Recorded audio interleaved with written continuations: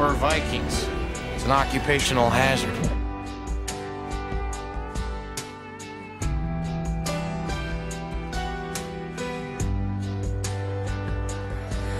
It was 2 weeks after the day she turned 18, all dressed in white, going to the church that night.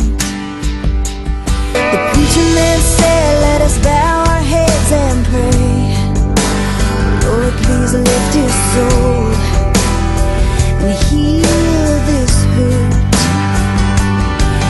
Then the congregation all stood up and sang the saddest song that she ever heard.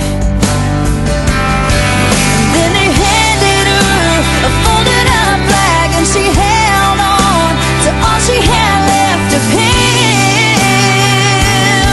Oh, and what could have been?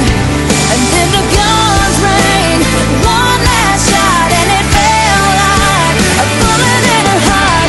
Baby, why'd you leave me? Why'd you have to go? I was counting on forever. Now I'll never know. I can't even breathe. It's like I'm looking from a distance, standing in the background. Everybody's saying he's not coming home now. This can't be happening to me. This is just a dream. Just a dream.